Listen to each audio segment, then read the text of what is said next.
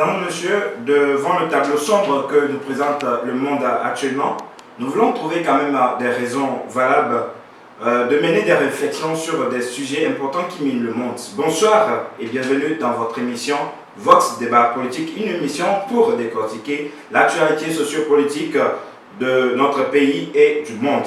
Au sommaire de ce numéro, 4 grandes thématiques, mais bien avant cela, permettez-moi de vous présenter nos invités. Nous avons ici à ma gauche le directeur général de Togolais Fier et le journaliste Wela Hakim Carrington. Il est avec nous sur ce plateau. Et à ma droite, il s'appelle Urosama Ashraf, éditorialiste de la presse Vox Populi, et il est juriste. Alors, Wela Hakim Carrington, bonsoir à vous. Bonsoir Samuel, bonsoir Urosama. Bonsoir, je vais dire auditeurs et en même temps téléspectateurs de Vox Radio et donc Vox TV. C'est un plaisir pour moi de me retrouver dans ce studio. Voilà.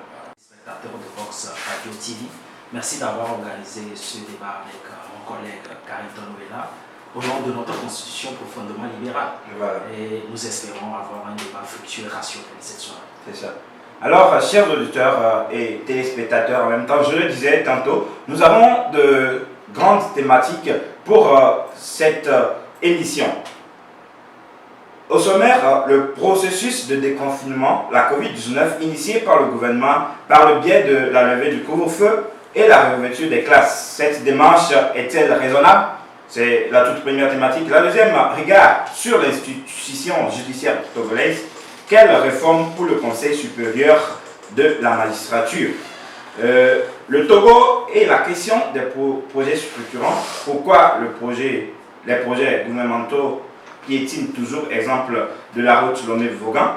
Et donc, pour clore, nous parlerons donc de la condition de la race noire dans le monde entier.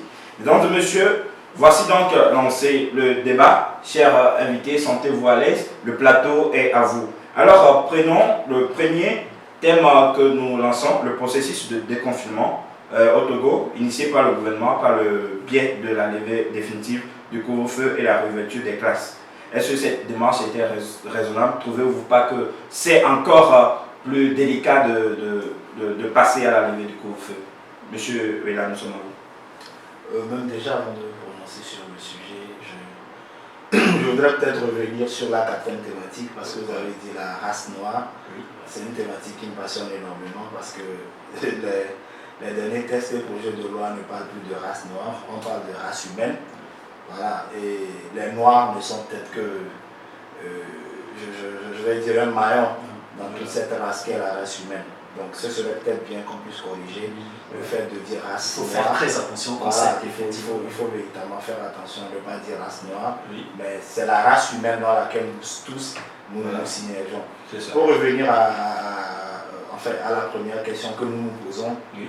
on ne saura jamais dire effectivement si c'est opportun ou pas de rouvrir les classes, mais en même temps, le monde ne saurait se stopper toute une vie. Voilà. On était conscient qu'à un moment donné, forcément, on devrait aller à cela. Et moi, j'ai toujours dit, je fais partie peut-être de ceux qui sont foncièrement pour le fait de nous permettre de circuler, de nous permettre de vaquer à nos occupations, en nous imposant justement le port de masque. Parce que l'expérience au niveau de d'autres pays, notamment les pays asiatiques, a montré que le port du masque est véritablement ce qui a éradiqué le coronavirus et non cette histoire de couvre-feu, cette histoire de confinement et tout. Ouais. Donc aujourd'hui, c'est de nous contraindre nous-mêmes. Et aujourd'hui, nous, en tant que porte-voix ou en tant que pouvoir public ou en tant que décideur, de nous amener à imposer effectivement et dans les faits le port du masque. Parce que ce n'est que ce port du masque qui peut nous sauver et le fait de respecter toutes les mesures barrières. Sinon, le couvre-feu n'a jamais été un vrai palliatif contre le coronavirus. Idem pour le confinement, parce que si aujourd'hui les grandes puissances comme la France et tout, je lisais la dernière fois sur un site européen où on disait qu'aujourd'hui, après tous ces rassemblements, même que le championnat européen de football pour les amoureux du football recommence très bientôt parce que certains championnats nationaux ont déjà commencé. Si aujourd'hui, après tous ces rassemblements, on n'a pas de véritable cas de mort et tout, ce serait un peu comme si on nous a à un moment donné berné dans cette situation. Voilà. Mais en même temps, il faudrait, c'est vrai, la psychose elle demeure sur le coronavirus, sur le Covid-19, Mais il ne faudrait pas non plus oublier que ce n'est qu'une pandémie qui jusqu'à présent ne fait que 13 morts. Voilà. Donc véritablement nous pouvons la cerner, véritablement nous pouvons la maîtriser si nous avons des comportements responsables. Voilà, ça c'est selon vous, M. Willa. Savoir que pensez-vous de cette thématique? Oui, bon, effectivement, le gouvernement aujourd'hui fait face vraiment de véritables défis et qu'il faut prendre vraiment des mesures appropriées. Donc je crois que la réouverture des classes et la levée définitive aujourd'hui du couvre-feu montre réellement que le gouvernement a pris la mesure des choses et qu'il faut passer à l'étape supérieure. Moi, j'incite le gouvernement à faire beaucoup plus de pédagogie. Je crois que mon collègue l'a dit, les citoyens togolais ne doivent pas payer par leur incivilité. Je crois qu'aujourd'hui, les policiers jouent réellement le rôle de police administrative. Il y a la réglementation, il y a une verbalisation, nous sommes une société libérale. Dans tous les cas, il y a un choix cornélien qui s'impose au gouvernement. C'est-à-dire qu'il faut, moi je crois à l'économie et que vu la précarisation dans laquelle nous vivons, on doit laisser les populations vaquer à leurs occupations et de les confiner à chaque fois. Moi je crois que ce n'est pas une mesure appropriée. Oui, la psychose elle est là parce que la pandémie sur le plan mondial elle a quand même décimé les populations tout entières. C'est vrai que chez nous ce n'est pas le cas et nous prions que la croissance ne soit pas vertigineuse chez nous. Je vais parler des morts en fait. Pour le moment, je crois que les indicateurs sont là. Il n'y a que 13 morts sur le territoire national. Mais on ne peut pas, dans tous les cas, dans l'histoire de l'humanité, un gouvernement fait toujours face à des défis. Je crois que le défi aujourd'hui il est mondial, il est national également. Le gouvernement a compris qu'il faut réouvrir les écoles, qu'il faut lever la levée du coup. D'accord, monsieur Okochama, je ne vous coupe pas. Permettez-moi d'attirer votre attention sur le fait que les Togolais, même dans cette histoire de couvre-feu, il y en a qui ne respectaient pas, en tout cas, le port de masque. Et aujourd'hui, parler de la réouverture, en tout cas, parler de la levée définitive du couvre-feu et dire que les Togolais vont respecter ce port de masque, c'est un peu difficile. Non, c'est pas difficile. Permettez-moi de rebondir, c'est pas difficile parce que M. Ourossama a lancé le mot, je m'attendais peut-être à ce qu'il développe mieux. Oui. Il a parlé de pédagogie. C'est important aujourd'hui qu'on puisse aller dans de la pédagogie. Mais comment est-ce qu'on fait de la pédagogie? Aujourd'hui, malheureusement, les canaux de communication vers lesquels nous allons ne sont pas des canaux de communication qui sont des canaux de communication communautaires. Moi, j'ai fait de la communication d'entreprise, donc je suis quand même assez habilité pour en parler.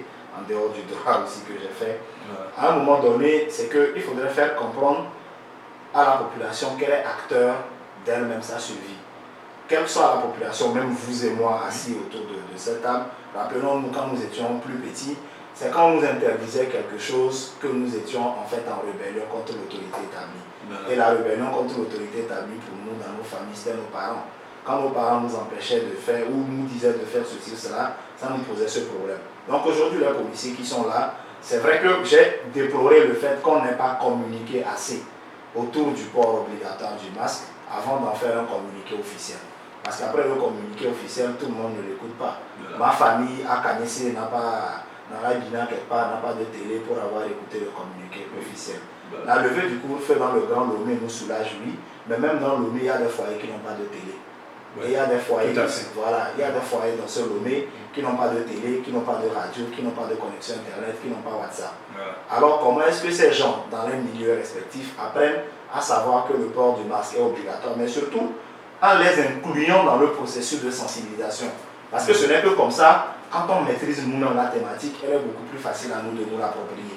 Mais quand on a l'impression à un moment donné que cette thématique, elle est plutôt imposée, nous sommes immédiatement dans le refrain de la résistance par rapport à l'autorité établie de l'État. Donc il faudrait faire de la pédagogie, mais une bonne pédagogie qui met justement l'humain et le citoyen au centre même de la prise de décision pour qu'il puisse se sentir impliqué du début jusqu'à la fin du processus. Donc ce n'est que comme ça qu'on pourra tous librement, sans être contraints par qui que ce soit, porter le casque. Mais quand ça donne plutôt l'impression que c'est une contrainte, on continuera à être dans le schéma du port de casque obligatoire au Togo ou du port de la ceinture de sécurité. C'est-à-dire que la personne prend son casque à la maison, il le laisse sur sa moto, et c'est quand il voit le policier qui le porte. Aujourd'hui, on est malheureusement un peu dans ce même schéma. La personne prend son masque, il le met dans son sac, et c'est quand il voit le policier qu'il le sort. Voilà. Non, oui, pour rebondir sur la question, je crois qu'il est important, surtout la pédagogie, il faut faire comprendre aux Togolais, nous nous efforçons d'être une société structurée et qu'il doit y avoir une cohabitation entre la responsabilité collective et la responsabilité individuelle. Il faut la participation des acteurs, il faut soumettre les Togolais aux exigences de la discipline collective.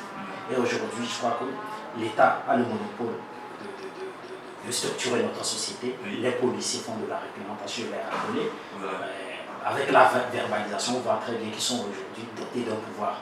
Mais certes, il y a la contrainte, mais il faut discipliner nous-mêmes. C'est-à-dire l'autodiscipline incombe aujourd'hui à tout au relais, dans la sensibilisation, effectivement, à la radio, tout comme à la télévision. Il y a des spots publicitaires et la pédagogie, surtout la pédagogie, il faut continuer.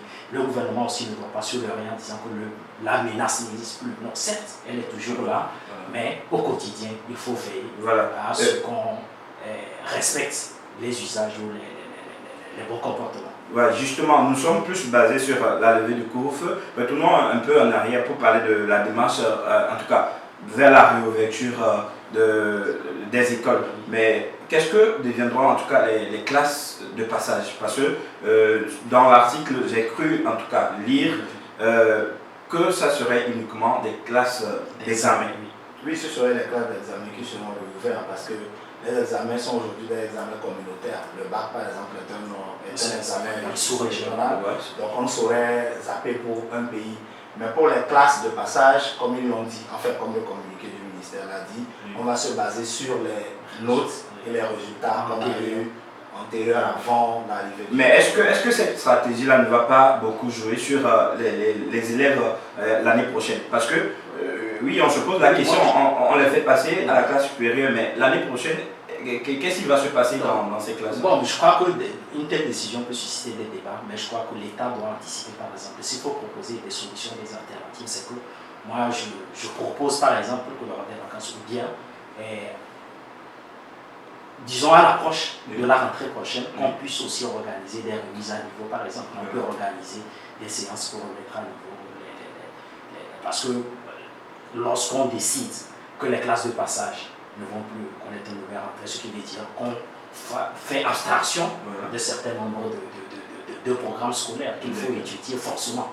Parce que la formation scolaire, c'est un tout, on ne peut pas être sélectif sur des programmes et tout ça. Mais aujourd'hui, nous sommes dans une situation d'urgence et dans une situation d'urgence aussi, il faut des solutions d'urgence. Voilà, je pense que cette thématique fera l'objet d'une grande discussion. Nous allons la solution est là. La solution est là en fait.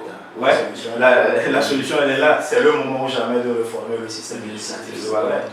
C'est le moment ou jamais. C'est le moment où nous devons aujourd'hui prendre de la hauteur et prendre beaucoup plus de la dynamique par rapport à un courage qui doit nous amener aujourd'hui à réformer notre système éducatif. Parce que si le système éducatif était réformé et allait beaucoup plus vers un système éducatif d'apprentissage et non, je suis désolé, mais je le dis, non, un système éducatif d'abrutissement. Parce qu'aujourd'hui, nous, toi ici, et le caméraman, on nous a appris le Japon, la Deuxième Guerre mondiale, Hiroshima, Nagasaki, les États-Unis et tout. Sincèrement, dites-moi, ça nous a servi à quoi? Rien. Donc aujourd'hui, nous pouvons. Ça sert quand même à quelque chose. À quoi? Oui, il faut connaître quand même son environnement et le contexte dans lequel on vit. Notre environnement direct, mon environnement direct aujourd'hui, c'est de connaître le Burkina Faso. Oui, connaître, mais on vous a quand même appris les cours sur les pays limitrophes. On ne peut pas dire. Non, justement, le truc c'est qu'on va. Ce n'est pas parce que c'est des milieux exotiques qui sont très loin de nous qu'il ne faut pas les connaître. Les connaître en fait, pourquoi? Mais il me faut la question que je pose. C'est quoi l'intérêt? À quoi ça sert? En fait, c'est quoi l'intérêt de connaître le Japon, de connaître Hiroshima, Nagasaki, de connaître. En fait, l'intérêt. On peut recentrer le débat sur un certain nombre de sujets. Mais c'est toujours utile d'apprendre des. Ok, monsieur, on va faire un exercice très simple, d'accord? Aujourd'hui, si je vous demande de me parler du Togo, vous n'en savez rien. Rien. Non, je dis un exercice très simple. Si je vous demande par exemple, on nous a dit. J'en suis conscient de ces défauts. Aujourd'hui, c'est pourquoi je dis que c'est le moment ou jamais pour nous. C'est le moment ou jamais pour nous de prendre de la mesure pour changer. Il y a des choses à prioriser dans l'enseignement. Aujourd'hui, tous les pays vont vers l'agriculture. Même aujourd'hui, au Togo, les meilleurs fonds qui sont décaissés sont des fonds qui vont vers l'agriculture. Voilà. Mais dans nos écoles, Oui. on ne nous apprend pas véritablement à quel moment il faut planter l'igname ou à quel moment il faut planter le maïs. tout à fait. Mais on nous dit qu'il y a 2 saisons, je crois, au nord, ouais. et 4 saisons, machin. Et même quand on donne aux jeux les datations, les moments où on nous disait que la mousson ou l'armatan ou machin commençait, ce n'est pas la même chose aujourd'hui. Oui. Parce que le climat, il est évolutif et nous ne nous permettons pas d'évoluer. Malheureusement, en 2020, je le dis, je le répète, je ne vois pas l'intérêt pour un enfant du Togo en 2020 Oui. d'apprendre comment est-ce que Hiroshima a été bombardé, Oui. alors qu'on peut l'apprendre comment est-ce que Toyota se fait fabriquer au Japon. Oui, effectivement. Voilà, donc je dis qu'aujourd'hui, nous devons prendre de la hauteur pour revoir notre système éducatif Oui. afin d'aller vers un système éducatif d'apprentissage Voilà. et non plus un système éducatif d'aboutissement. Voilà, Oui, donc, messieurs, je ne vais pas vous couper, mais Effectivement. je pense que nous allons évoluer parce que nous avons beaucoup de thématiques Oui, encore. oui. Mesdames et messieurs, je pense que la solution, elle est là, elle est claire, vous nous avez suivis. Le port de masque est obligatoire et très important. Ne négligez pas cela. Alors, nous allons porter à présent un regard sur l'institution judiciaire togolaise. Alors, quelle réforme pour le Conseil supérieur de la magistrature? Qu'est-ce que ça donne?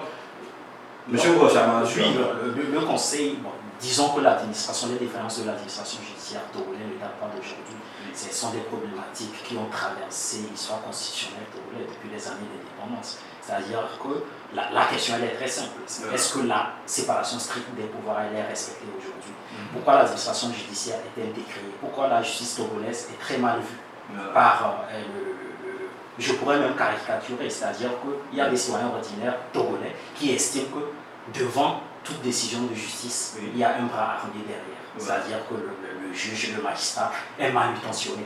Donc, d'où la question des réformes. Il faut connaître la loi organique qui a créé le Conseil supérieur de la magistrature date du 6 mars 1997. Voilà. Date du 6 mars 1997. À l'époque, on avait dit bon, une institution comme celle-ci permettra de réguler l'administration judiciaire togolaise. Mais depuis 1997 jusqu'à aujourd'hui, on est toujours dans le statu quo. Je vous coupe avant de revenir à vous, monsieur Wela. Qu'est-ce que vous fait penser, en tout cas, qu'est-ce qui vous fait dire que la justice togolaise est minancière? Non, la justice togolaise, elle est minancée parce qu'objectivement, elle est hyper politisée. Voilà. Et politisée, c'est-à-dire qu'on instrumentalise la justice Voilà. pour ostraciser, par exemple, un certain nombre d'opposants. Je pourrais donner l'exemple de... Je ne dis pas que c'est vrai.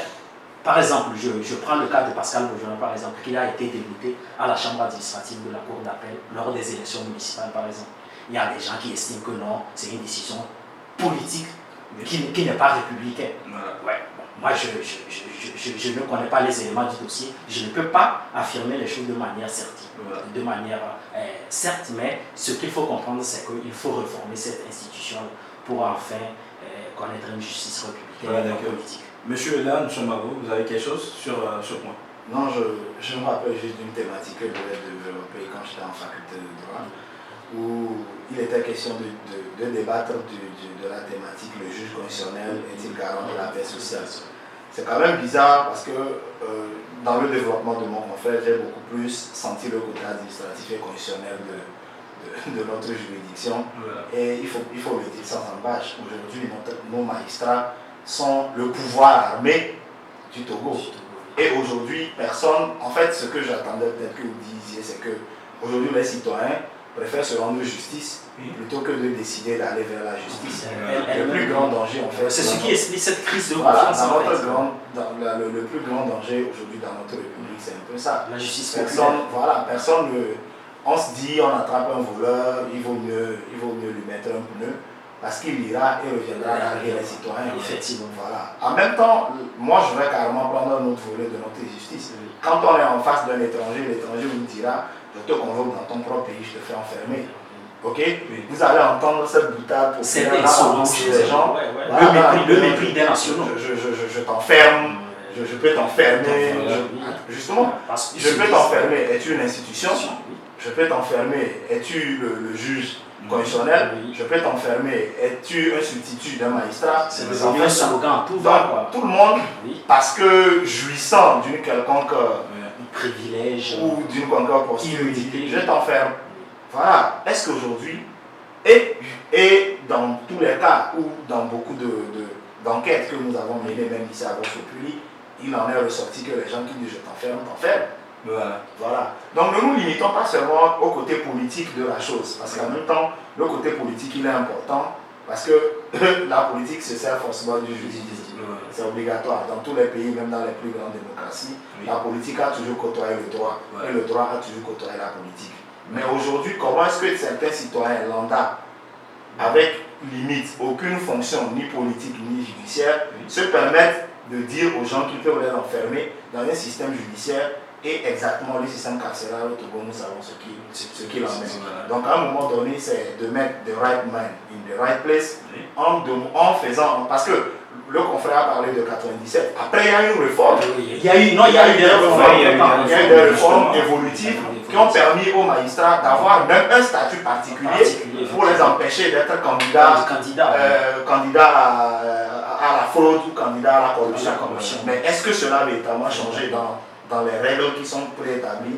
Effectivement, parce que justement, après cette réforme, la question que je me pose, après cette réforme, si nous constatons que les décisions qui ont été prises n'ont pas été respectées, est-ce qu'à présent, vous pensez que nous pouvons, en tout cas, quelle réforme faut-il pour le Conseil supérieur de la magistrature? Non, pour ma part, ce n'est pas une réforme uniquement pour le Conseil supérieur de la magistrature, ni une réforme pour une autre institution.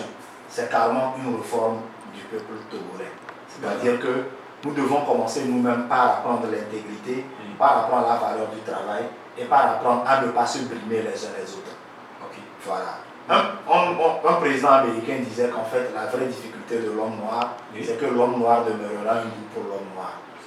Aujourd'hui, il y a des gens, même aujourd'hui, lui, vous et nous, des collègues avec qui nous avons fait cette faculté de droit, qui aujourd'hui, parce que devenu magistrat, se croient tout permis ou se croient au-dessus de tout le monde. C'est en fait ça la réalité. Et c'est une question d'éducation, c'est une question de prise de conscience, et c'est une question de prise de conscience générale d'une population dans laquelle tout le monde s'imagine que dès qu'il est à une certaine posture, il se doit de brimer tout le monde. Le problème n'est pas uniquement un problème de la magistrature, mais le problème il est général dans une société dans laquelle chacun veut brimer son prochain pour pouvoir se tailler une place au sommet. C'est ça. C'est aussi ça. Au fait, moi j'ai l'intime conviction que tu commences par la réforme institutionnelle. Il faut réformer l'institution elle-même parce qu'aujourd'hui elle fait l'objet vraiment des critiques acerbes. Je crois que les Togolais en ont marre. Vous imaginez une justice qui ne marche pas bien, c'est-à-dire que lorsque vous avez des multinationales qui ont un contentieux avec les nationaux par exemple, on connaît le pouvoir financier des multinationales. Forcément, ces gens-là remporteront le verdict judiciaire. Le monde a parlé par exemple du milieu carcéral. Vous voyez comment l'administration marche. Vous avez des gens qui sont placés sous mandat de dépôt et qui ne sont jamais jugés. Parce qu'il y a la lenteur administrative, les carences énormes. Et par contre, il y en a qui sont déposés, mais ils sont jugés. Ils sont relâchés, vous voyez. Donc cette justice à géométrie variable n'est pas acceptable dans notre État, qu'il faut changer de paradigme. Mais en même temps, c'est les humains qui gèrent les institutions. Justement, c'est ce que je voulais dire. Ce sont les humains. Et tant qu'on n'a pas des humains. La prise de conscience collective s'impose à nous-mêmes. Tant qu'on n'a pas des humains qui puissent être des humains qui ont le sens du devoir, on ne pourra pas avoir des institutions. Donc, du côté des magistrats, ils doivent comprendre que la probité morale elle est importante. C'est-à-dire qu'ils représentent l'État, que ce soit les magistrats du ciel ou même le parquet. Donc, quand vous avez par exemple un citoyen qui menace un autre citoyen parce qu'il croit à la cupidité des magistrats, il se dit quand même que la commande de droit, il suffit que je propose une somme astronomique à ce monsieur, il va couper les chiffres. Voilà, c'est la réalité du pays. C'est la réalité du pays, c'est le véritable qu'il faut changer. C'est ça. Ok, je pense qu'on me fait signe de l'autre côté, le temps nous fait défaut. Nous allons rapidement évoluer, mais bien avant cela, nous avons encore deux thématiques.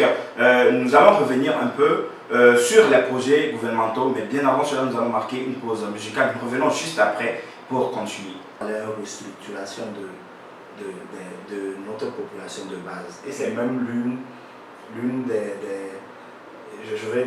thématiques les plus importantes au niveau de Togolais Fiers. C'est de ramener aujourd'hui nos enfants qui sont en train de naître à comprendre véritablement que le Togo se doit être un creuset dans lequel nous tous nous retrouvons et un creuset dans lequel nous nous devons de développer. Sinon que si ces projets piétinent, c'est uniquement parce qu'il y a des gens qui ont décidé de remplir leur poche au détriment de l'intérêt général. C'est aussi simple que ça. Non, les projets structurants, pour aborder ce sujet, pourquoi les projets structurants?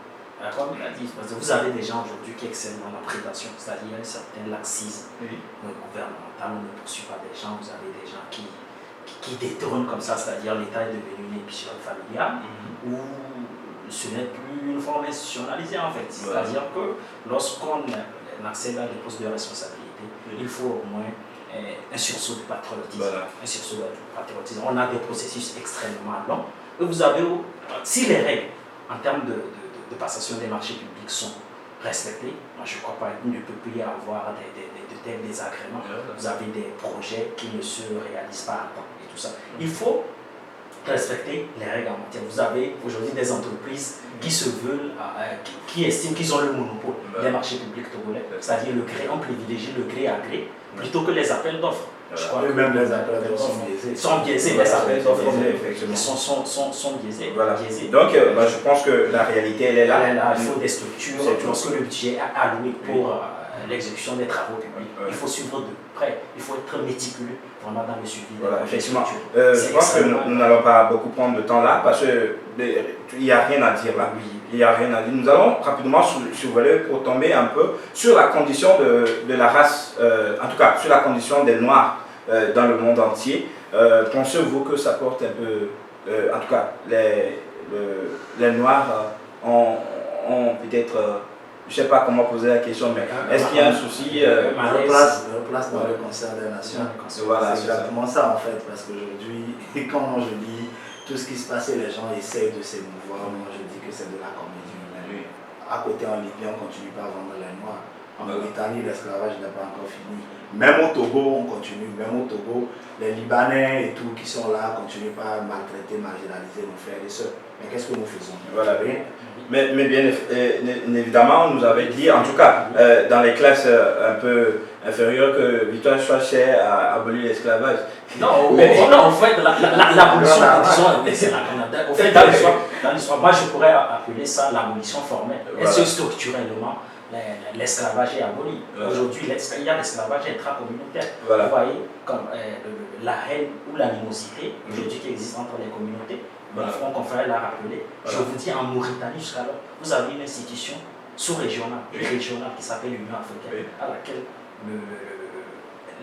la Mauritanie a adhéré conventionnellement. Mais à chaque fois, l'Union africaine n'a jamais émis des injonctions de la part de la Mauritanie pour cesser de telles pratiques. Effectivement, est-ce que vous pensez...